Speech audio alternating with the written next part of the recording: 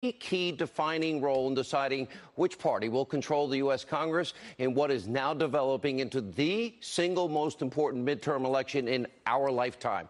We're going to bring you updates as we get them. Also, Newt Gingrich will weigh in as those results come in tonight. And just breaking, the fired Deputy FBI Director Andrew McCabe reportedly is asking the U.S. Senate in exchange for testimony on Comey's handling of the Clinton probe. Well, he wants immunity. Get ready for a deep state circular firing squad. We'll have all the details tonight. And also, we are awaiting the release, finally, of the Inspector General, Michael Horowitz's report detailing how the FBI mishandled its criminal investigation into Hillary Clinton's private server. We have now waited 18 long months. It's been completed for 2 weeks now, and it's being held up at the desk of people like Rod Rosenstein and Jeff Sessions and the Department of Justice, which we all know has been obstructing. And now many, including me, are worried that the DOJ is in the process of heavily redacting and burying the release of this extremely important report that you, the American people, have a right to see. As we speak, some lawmakers now are rightly sounding the alarm, warning the Inspector General is facing pressure to slow roll his findings. Sarah Carter has an exclusive story and report tonight. And also a new poll showing that Americans are absolutely disgusted with the so-called news media in this country. Shocking. In moments, we're going to show you the latest example of how the mainstream media, the Destroy Trump media, is spreading so much fake news, this time over a sick and twisted obsession and attacks on the First Lady of our country, Melania Trump. And we have more good news on the miraculous Trump economy. Are you tired of winning yet? Because the Obama economic nightmare is officially over. Sit tight, buckle up. It's tonight's very important breaking news opening monologue. All right, it's been more than 2 weeks. The Department of Justice Inspector General Michael Horowitz completed his report detailing how James Comey, other top FBI officials, handled the criminal case against then presidential candidate Hillary Clinton. Now, of course, this came after 18 long months of diligent work, 500 people from the Inspector General's team.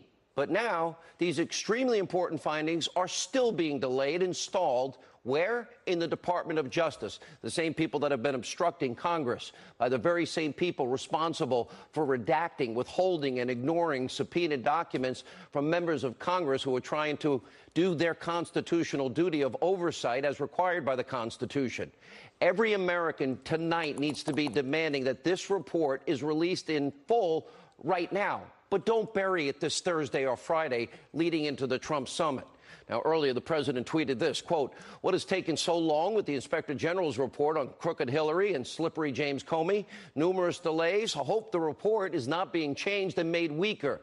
There are so many horrible things to tell. The public has a right to know. Transparency." Now, journalist Sarah Carter is shining huge light on this story tonight on why the IG report is yet to be released, and she is revealing that the IG is being pressured to delay their findings, slow walk their findings, and also, get this, they probably want to release it on the weekend heading into a big summit with President Trump and Kim Jong-un. She writes that, quote, "The Department of Justice, the FBI, are deliberately attempting to slow roll and redact significant portions of the Inspector General's report. And that's not all. Some are now concerned the DOJ is planning to bury this report on a summer Friday, like this Friday, leading into next week's summit." Now, perhaps ahead of that meeting with Kim Jong-un in Singapore next Tuesday. You, the public, have a right to see this information. This has taken 18 months. They cannot bury this. They cannot alter this. They cannot redact this. And it apparently seems to be slow walked, and they're trying everything they can do to take out the important findings here.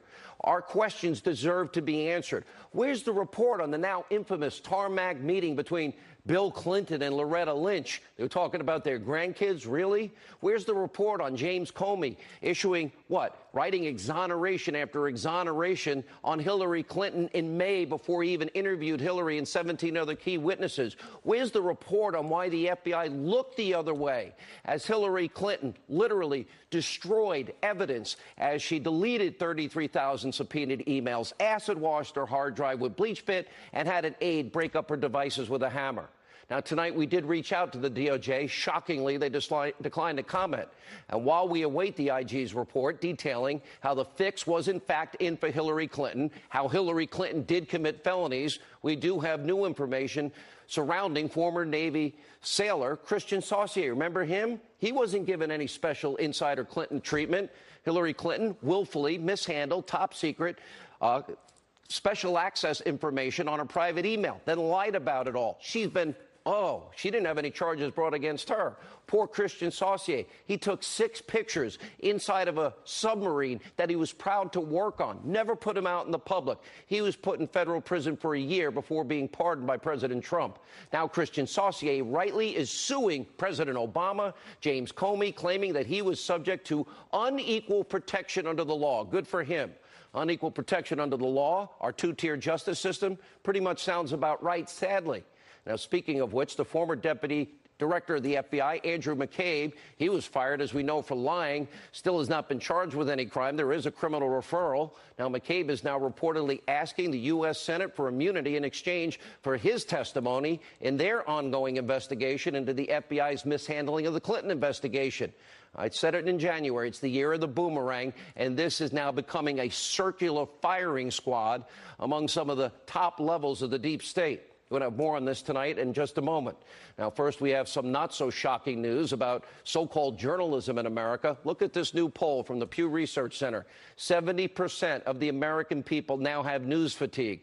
Well, maybe, just maybe, good guess on my part, maybe the American people are tired of the media's obsessive, compulsive, nonstop hysteria and breathless reporting surrounding the mainstream media's news coverage, their false panic over North Korea and nuclear war, their false panic over the Trump tax cuts, their false panic over so-called collusion with no evidence, and now false panic over a so-called constitutional crisis.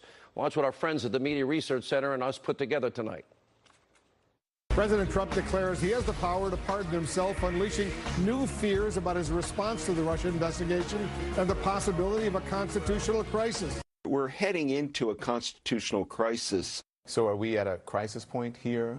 Maybe we're at a constitutional crisis. I don't know. We hear the phrase constitutional crisis repeated over and over again. On the verge of a constitutional crisis. It's a view of the presidency imbued with absolute power that raises the specter of a constitutional question or crisis even. This is exactly the kind of constitutional crisis experts have been warning about. When does it cross over into being a constitutional crisis? I told you they're lazy, they're overpaid, they don't do their work, and they just echo each other, and they try to outrage each other. Maybe the American people, clearly they're tired of the media's combative, blatant, abusively biased anti-Trump stance that they take every day. Like this example from today's press briefing featuring the Trump-hating pretend journalist, in this case, April Ryan. Oh, Jim Acosta got a break in terms of our show. Watch Press Secretary Sarah Sanders respond. Take a look.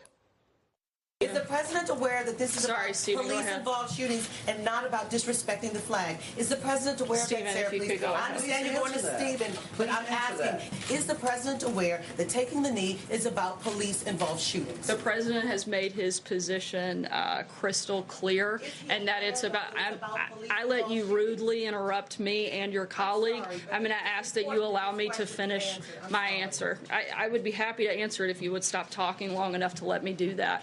The president has made his position crystal clear on this topic. He feels strongly that standing for our national anthem is something that we should do. This has been made a political argument of which the president is not going to back down from, and he's been clear on it. Stephen, last question. April, I've addressed your question. I'm not going to continue to engage with you. Stephen. The NFL is now telling people they have to stand. Will the president deal with the issue of police-involved shootings? I'm going to deal with the issue of addressing your colleague's question. And worst of all, maybe you, the American people, maybe you're just tired of the media's downright nasty personal attacks, including their recent coverage of the First Lady, our First Lady, Melania Trump. Now, of course, following a medical procedure for a kidney condition 3 weeks ago, well, the First Lady, well, she was only seen once in the public spotlight. By the way, leaving some in the press running absolutely wild with insane speculation, pushing some of the nastiest, vicious conspiracy theories you'll ever see. Look at this writer for Rolling Stones tweeting, well, I wish that I didn't suspect that the prolonged, poorly explained public absence of Melania Trump could be about concealing abuse I wish that it was a ludicrous prospect. I wish the president wasn't a man of a history of abusing women, including those to whom he is outrageous, disgusting, and so predictable from your media. And that's not all. Look at good old David Frum, a never-Trumper, tweeting, quote, suppose President Trump punched the First Lady in the White House. Federal property equals federal jurisdiction. Then ordered the Secret Service to conceal the assault. The president has Article 2 authority over the Secret Service. Is that obstruction? Under Seculo? Dowd? Apparently no.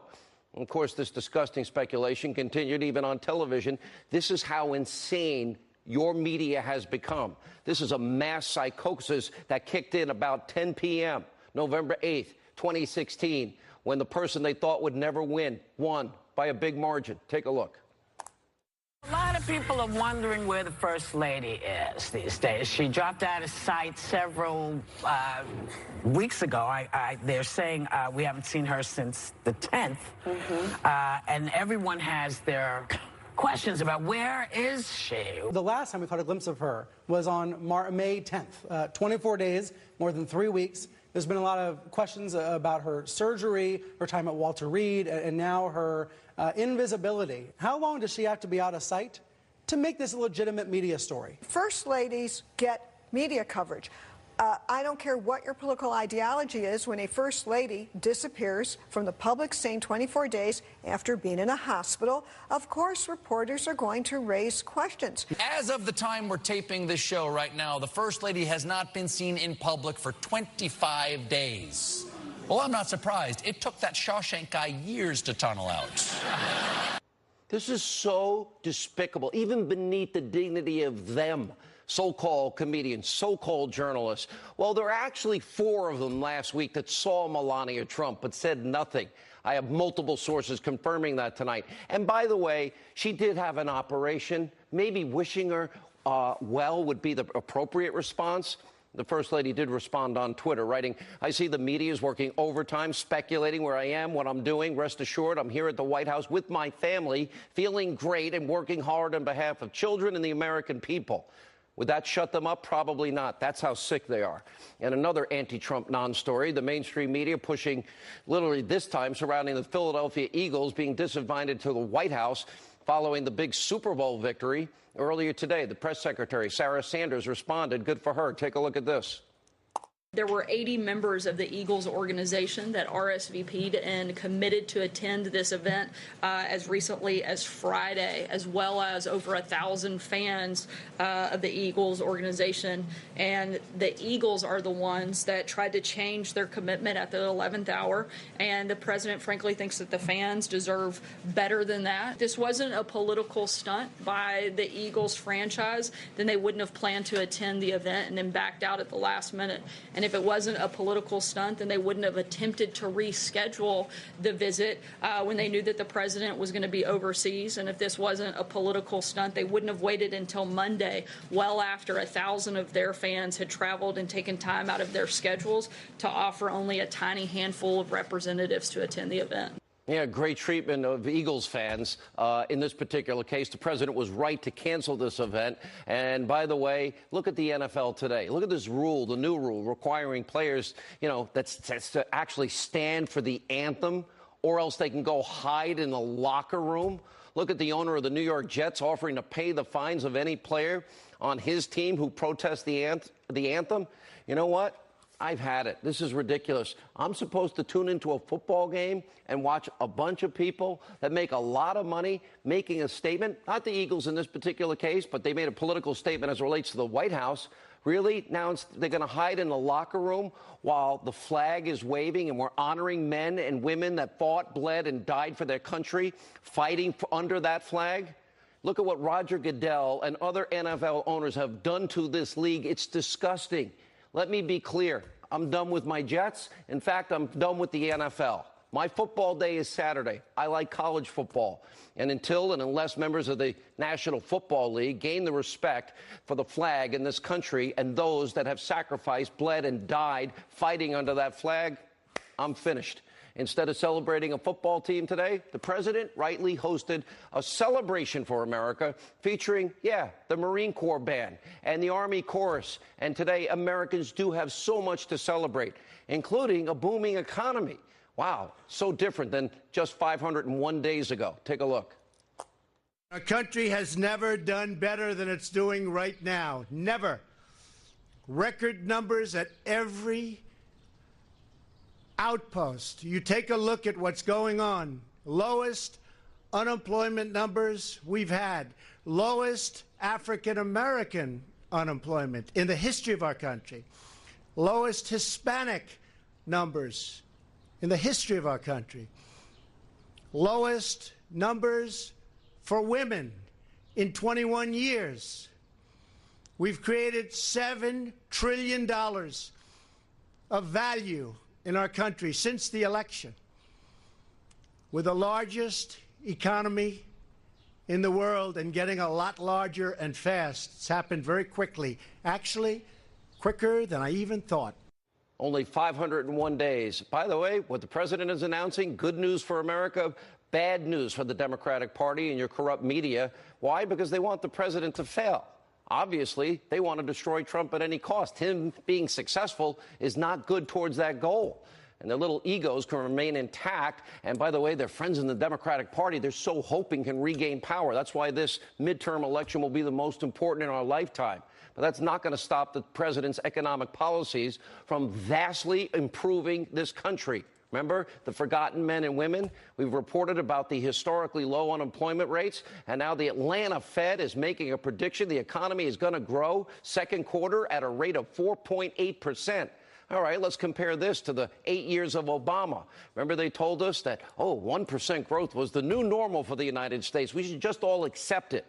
In other words, a crappy economy. You might remember 13 million more Americans on food stamps under Obama 8 years, 8 million more in poverty, the lowest labor participation rate since the 70s, the worst recovery since the 40s, the lowest home ownership rate in 51 years, and the doubling of our national debt, which President Obama then said was irresponsible and unpatriotic. Thank God the era of failure in Obama is over, and his destructive regulations, his high taxes have come to an end. And America's economy is now, after 501 days of Trump, booming. Look at your screen. Candidate Trump promised big wins for the United States, high economic growth, lower taxes, fewer regulations, and jobs, jobs, jobs. By the way, are you tired of winning tonight? Joining us now, former Congressman, Fox News contributor Jason Chaffetz, the author of the brand new book, The Briefing, Politics, the Press, and the President, former White House Press Secretary Sean Spicer. Let me go back to the beginning of this monologue, Congressman Chaffetz. All right, 2 weeks now, this IG report, let me fix my flag, there we go. 2 weeks now, this IG report has been in the hands of people like Rod Rosenstein and the DOJ. And my point is, they have an opportunity to look through this, offer changes, put in their own comments, ask for redactions in the name of national security. The same people that have obstructed Congress and have not turned over subpoenaed documents now since you were in Congress, which is like 100 years ago. Yeah, exactly. Look, the deep state is in overdrive. They're doing everything they can to slow this down. By all accounts, this report is hundreds of pages, one of the largest that the Inspector General has ever produced. And they're going to start arguing page by page, line by line, that, you can't let this out because it's classified. And I guarantee you, having sat in the seat as the oversight chairman, that is exactly what's going on right now. They're having the argument about what should be classified, what should be revealed to the public. So are they going to force the Inspector General and 500 workers that he have, are they going to force the Inspector General to pull back 18 months worth of work? Are they going to force redactions and using the guise of national security only to be proven wrong later? Are they going to do a Friday dump this Friday, heading into a holiday weekend, not a holiday week, a summer weekend, and then heading into the President's Summit with Kim Jong-un to bury the story for the deep state? Because if Michael Horowitz does that, that in itself is a scandal and would need to be investigated. Well, look, I want the report out. I don't want it delayed whatsoever, whether there's another world event or not. I don't think you can bury something as this big and this dramatic. And when you have the hearings in the Senate, you have it in the House. Friday dump would be an effort at absolutely... It wouldn't be my first choice, but I don't control it. Yeah, I just want it out. I want it to be as complete of the truth as it can. And I believe in this Inspector General and his team. And I think they're fighting the good fight behind the scenes right now. I'm a trust but verify guy. I have no faith until I see it. You know a thing or two, Sean Spicer, about the summer Friday dump. If Michael Horowitz tries to pull that heading into a summer Friday weekend and the President's summit with Kim Jong-un, to me that in itself is a scandal. Oh, I agree with that. I mean, this report, supposedly in November, Horowitz told Congress they would expect the report to be done in late winter, early spring. Now we're well past that deadline. People, as Jason pointed out, are having an opportunity who are named in the report to look at it, make redactions or suggestions. But we're well past the point in which that should have been done. I think Horowitz has a really solid reputation coming into this. People put a lot of trust into him. I would expect him to do this the right way. But I think as it continues to be delayed, there's a lot of questions that are getting asked about why and what kind of redactions and other things are being asked to be kept out or put under wraps. So we've got to demand that this thing come out, and when it does come out, make sure that the attention that is deserved is given to it. Do you suspect, as I do, and as Congressman Chaffetz does, that they are now trying to undo 18 months of the Inspector General's work? Do you agree, as I do, that if this comes out Thursday or Friday this week, this is nothing but a dump and an attempt to bury it? Absolutely. I mean, look, they're looking into themselves. I mean, I understand. This is a big problem. I mean, there's no way that they are going to allow all of this work come back and talk about how they looked into Hillary Clinton's server. They're going to try to make sure that Why do you have faith, Jason Chaffetz? Why do you have faith in Michael Horowitz? Because he helped us with Fast and Furious. Trey Gowdy, myself, others have worked with him for years, and I do believe in him. It's our best shot. It's our best shot at the truth. Oh, really? Hillary committed felonies. Well, Hillary obstructed justice. They fixed the investigation. They wrote an exoneration before the investigation, Sean, last Just to be clear, I think that there are other elements within the DOJ and the FBI that are trying to slow this down. Horowitz may be trying to get this done, and I think Jason's maybe right, but I think there are plenty of elements trying to slow this train down. Thank you both. We'll see. Inspector General Horowitz, we'll learn a lot about you in the coming weeks. We were supposed to get this in March. Don't dump it the Friday before Kim Jong-un and the president meet. When we come back, Sarah Carter has a full report, breaking news on this very issue in the Justice Department Inspector General's report. Greg Jarrett looks at the legal side of this, and Newt Gingrich, all coming up tonight, and we are watching and waiting election results tonight.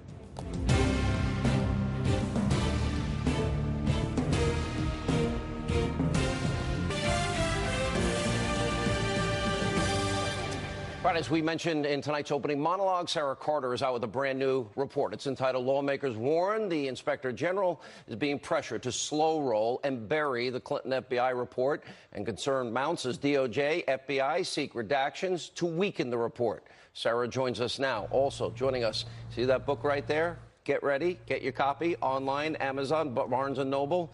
It is called "The Russian Hoax, the Illicit Scheme to Clear Hillary Clinton, Frame Donald Trump," the crux of what should be in the IG report. Greg Jarrett is with us. Sarah, let's start with your report. Here's my fear, and I think they've now had it for 2 weeks. Rod Rosenstein and company, they don't want this out. They want they want to pressure him to pull back on his conclusions. They want redactions. They want to add their comments, and they want to slow walk it, and then have the IG bury it by releasing it Thursday or Friday this week, leading into the North Korean summit. Yeah, Sean, you're not the only one concerned. There are a number of lawmakers as well as congressional officials who've been working on these investigations that are just as concerned as you. One of the big problems here, and what the DOJ and the FBI keep trying to say to the American public, is that there's classification concerns, there's national security concerns. No, national security concerns are only meant to protect sources and methods. That's it. That's it. They are not supposed to cover up malfeasance or wrongdoing inside the Bureau or inside the DOJ. And if they're embarrassed about something in that report, well, they should just expose it now. It's eventually going to come out because we know there was malfeasance within those departments. There are 30 FBI agents dying to be subpoenaed to corroborate all the wrongdoing. Let me turn to Greg Jarrett, and Sarah, you know this as well. There is only one conclusion. The evidence is in. It's incontrovertible. Hillary violated the Espionage Act. She obstructed justice with deletions and acid washing and, of course, breaking devices. They rigged the investigation into her. That's it. We know the answer. Now it's a matter of whether or not the Inspector General has the courage to tell the American people the truth, or is it going to take Congress following up on this? McCabe is in legal jeopardy. We know that. And remember when the criminal referral was made against him, we said here. No, you said here he's going to sing like a bird. I remember. Sing like a canary with immunity. And sure enough, it appears that is now underway. So that puts James Comey in the hot seat for a wide variety of things. We know he usurped the power of the Attorney General. Congress believes that on 4 occasions, he gave them false and misleading statements. Those would be 4 separate crimes. If he cleared Hillary Clinton for political reasons and ignored powerful incriminating evidence, that could be obstruction of justice. And finally, when he stole government documents and leaked them to the media, that's also a crime. Let me put up your book cover again. This book is coming out next month in July. And because it's the Russian hoax. It is the illicit scheme to clear Hillary and literally, frame Donald Trump. And here's the important part of this book. Everything that you have researched, whether or not Michael Horowitz gets it right, you have gotten it right. I have had the pleasure of watching you write it. You've shared the book with me, portions of it, and you have the documents. And we have FBI agents that are going to end up being the heroes in this story by telling the truth about the leadership. This was never rank and file. This was always the upper echelon. You have the proof. And I interviewed former top officials at the FBI who in unison condemned James Comey for what they regard as his breaking the law and ruining the reputation and integrity of the FBI. I interviewed former federal prosecutors. They all agreed as well. So you basically did the job that the Inspector General took 18 months and 500 people to do, and you have all the documentation behind it and interviews to support it, and it's all going to be in the book. So Michael Horowitz can run, but he can't hide. He can try and dump a Friday summer dump to bury this story, but it's not going to work, is it? The deep concern, and Sarah has pointed this out in her column today, is that there are people at the FBI and DOJ who get right of first review and may try to sanitize this. And this is why the Inspector General shouldn't be doing the FISA investigation, because he doesn't have the ability to get a grand jury together, Sarah, and this is what you've been pointing. And FISA abuse never would have happened because Rod Rosenstein, the guy that's trying to avoid the Inspector General report coming out now, is the same one that begged Paul Ryan, don't release the information, which became the Nunes memo. Exactly. But this is why Paul Ryan and other Republican leaders need to demand that the information is released and that it gets to the House Intelligence Committee, that it gets to the Senate Judiciary Committee. It's important for everybody to be on board with this. This is highly political. When do you predict right now. It comes out then? Is it going to come out tomorrow, or are they going to try and bury it Thursday or Friday heading into the summit? Well, I think they've cornered Michael Horowitz in a way because they're responding, and just as Greg said, they're responding to the claims made against them by the Inspector General. I stand by my report. I'm done listening to you trying to spin out of this.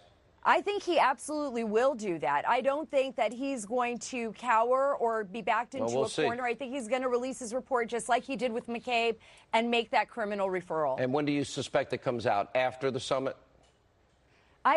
That's exactly what I'm hearing, that it'll come out after the summit. But, there's always a chance, Sean, we can't predict these things, that he will dump it this week. Yeah, we're supposed to get it March, April, May, and now it's June, and we'll get it, the day of the summit. Is that what's going to happen?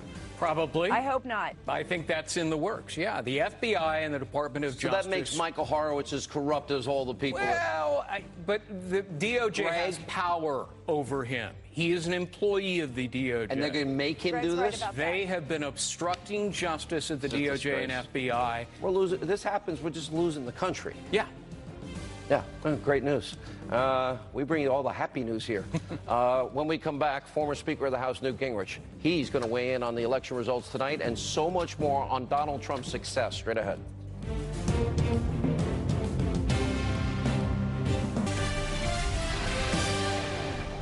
Speculating on the health of Melania Trump, CNN is doing this.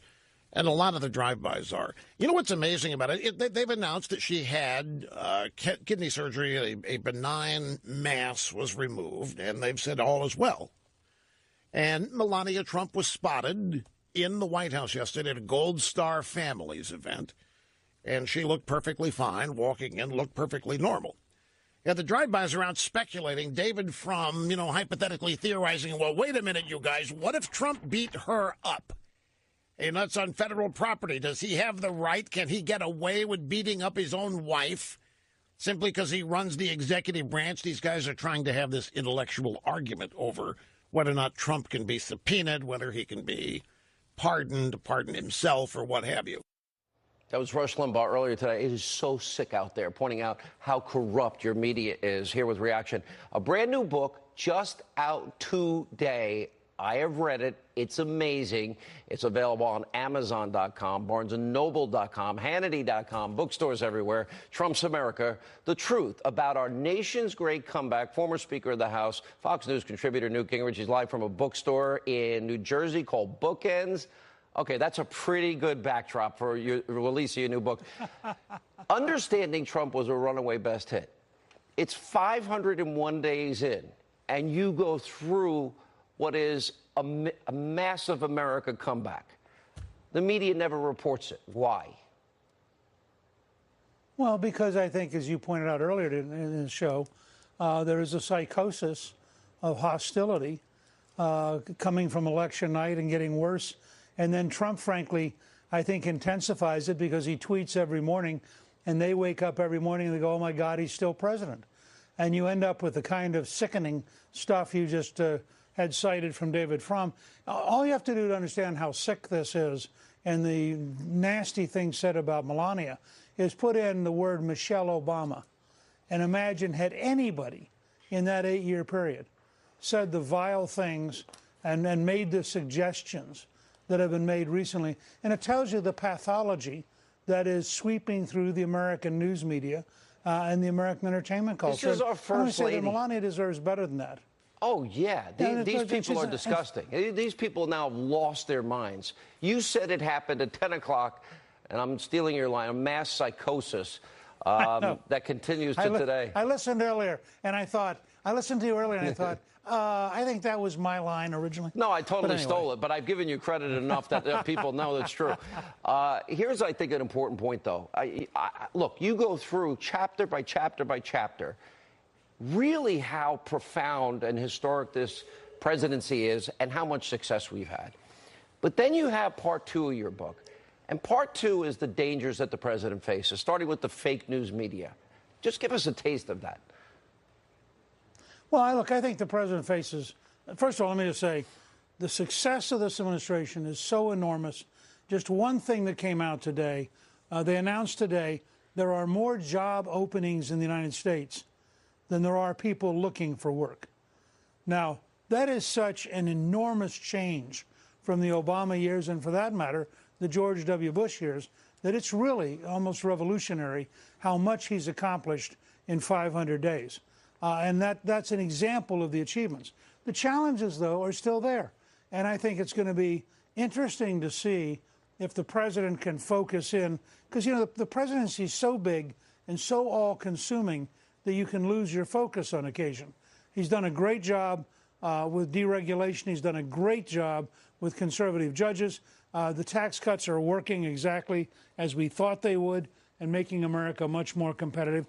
Now he's confronting the deep state in ways that are very profound. Are we going to win? The entire Mueller investigation.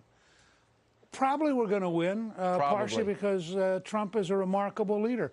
But we should not underestimate whether it's the bureaucracy, for example, and the interest groups in the space program who would like to avoid the kind of changes that Trump and Pence want, or it's the bureaucracy in the Pentagon who would like to spend all the money on the old things that make them happy, or it is the Justice Department bureaucracy, which, as you pointed out in the last segment, is desperately trying to avoid the truth.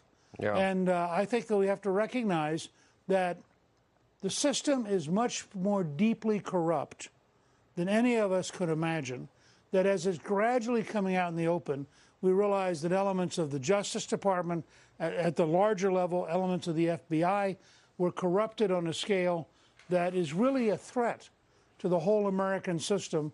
Where is the civil libertarians? Where are the left? Where's the media in the biggest abuse of power corruption scandal in our lifetime? You know, I look at what's going on here, and we know what the conclusion should be with the Inspector General's report. We're supposed to get it in March, then April, then May. Now it's, they're going to release it on a summer Friday heading into the summit between Kim Jong-un and President Trump as a means of burying it. 2 weeks, Rod Rosenstein and company have had opportunities to try and get the Inspector General to soften the blow, make changes, claim that we need redactions in the name of national security. The whole system is corrupt. Well, yeah, but the one thing I think where I don't exactly share your worry, this report is going to be so big and going to be so devastating, it's impossible. Why do you have faith in that? Because we know Hillary committed crimes, felonies, obstructed justice, and the investigation was rigged. We've known that for a while. Right. And if you watch, the number 2 man in the FBI is now under criminal referral. The number 1 man in the FBI is clearly going to be under criminal referral. All of these things are gradually coming out, and the American system is grinding away despite itself, despite the fact that we have an unbelievably weak Attorney General. We have a Deputy Attorney General who is the deep state and who I think is totally unreliable. And you have basically a witch hunt led by Robert Mueller, which has brought in anti-Trump activist lawyers, some of whom have terrible records of prosecutorial abuse. All of those things are out there. But I'm just, maybe because I'm a naive optimist, I really do believe the American system works over time. I think had Hillary won, the level of corruption would have been unbelievable. Otherwise, we're Venezuela. There's not any middle ground here in this. I want to just say that your book, Trump's America, it is the definitive book that explains the president's incredible success in 500 days and real challenges that the president faces from the deep state and the media and elsewhere. Mr. Speaker, congrats on the book. Amazon.com, Hannity.com, BarnesandNoble.com, and bookstores everywhere. It's a great book. You'll love it. When we come back, Kellyanne Conway will explain what actually happened between President Trump, the Eagles, and we'll talk about Melania Trump and the abuse that she's taking from our corrupt media. Straight ahead.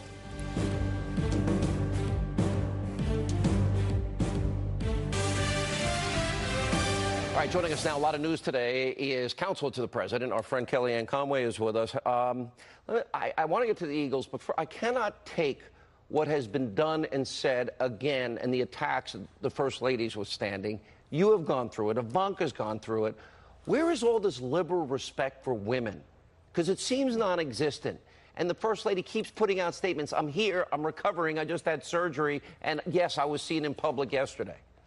I saw some folks today talking about the fact that we need to revisit the Equal Rights Amendment and get that ratified from its failed attempt 40 years ago, Sean, to prove that women have equal rights and we are respected. How about just starting to respect each other, regardless of ideology and politics and position? And I just want to say a couple of things and take it away from me and others and right back to the First Lady. I work closely with her. I respect her enormously. This country is blessed because she is our First Lady at this time. I speak one language, is about 5 less than she speaks. She has accompanied her husband all over the world, helping to represent this nation. And I would tell those critics to look no further than First Lady Melania Trump's Be Best platform to understand how she thinks the solution should go in this nation. She talks about kindness and respect and the social, emotional, and physical well-being and health of children. Make better choices. She's out there trying to help children who feel that they need assistance, that they they feel like they're being bullied at school perhaps, or they're addicted to drugs. I've traveled with the First Lady and watched her hold those babies who were born addicted. Their first breaths in this world were a struggle because they're one of 100 babies born every day, and she's committed to breaking the back of the neonatal abstinence syndrome. The way they have treated her is so over the top, awful. Words can't even describe it. But I don't even like dignifying it by discussing it, to be frank with you, because she's so much stronger than that. She's so much. She is. She's so much more than her critics and the naysayers. Well, who cares? She's there with Gold Star families. She's a great person. Sean, look at the difference. Look at the company that the First Lady keeps. She's there honoring Gold Star families, and people are peddling conspiracy theories that, frankly, shouldn't be dignified on major platforms. So in the NFL, you can't spike the football, you can't taunt other players, you can't do certain dances and gestures. They have all sorts of, quote, restrictions on freedom of speech. But yet, Roger Goodell, in his infinite wisdom, they allowed everything that happened last year. People fought, bled, and died fighting under that flag. I'm not against protesting, but the NFL does stifle, quote, freedom of speech in some ways. Here's my point. I'm kind of done with the NFL. Now they're going to let players hide in the locker room, which I think is almost worse than what they were doing before when our anthem is played. I'm done. I'm ready to go to college football. Saturday's my football day. Tell us what happened with the Eagles. Well, there's a lot to unpack there, but let me just say the president could not be more clear on his position on the national anthem. He's made a very simple request that he thinks people should stand for the flag. And before people yell and say, everybody did stand for the flag, nobody took a knee last year, that's not what this particular incident was about. This was a decision the president made based on how this particular event was handled, not based on what happened last season. And may I remind everyone, it is the NFL, not the White House and not the president, who came out with a brand new policy that governs what its players will do. That's between the NFL and its ball clubs and its players. And they came out with a policy last month that perhaps some of the players on different teams don't like. Sean, I think the president was focused on the right number, and that was the 1,000 Eagles fans that had RSVP'd to the White House, many of whom we were told were already in town expecting to come to the White House. So he decided to respect their effort in coming and their excitement and still welcome them to the White House, but to convert it into a Celebrate America event. It was a fabulous event tonight with the Marine Corps Band, the Army Chorus, patriotic songs. But look, there are lots of Eagles players who voted for Donald Trump, who support many of his.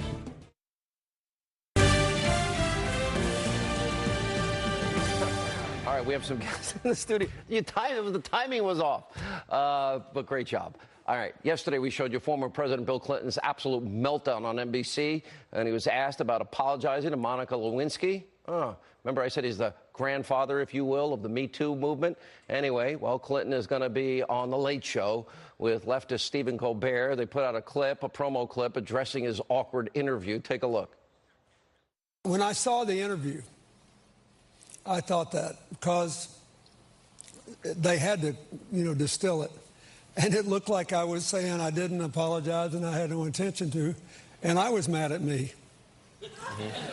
Well, you said in the interview that you did apologize. You said you apologized in the interview. I did. That was a very painful thing that happened 20 years ago, and I apologized to my family, to Monica Lewinsky and her family, to the American people. I meant it then, I meant it now. I've had to live with the consequences every day since. And I still believe this Me Too movement is long overdue, necessary, and should be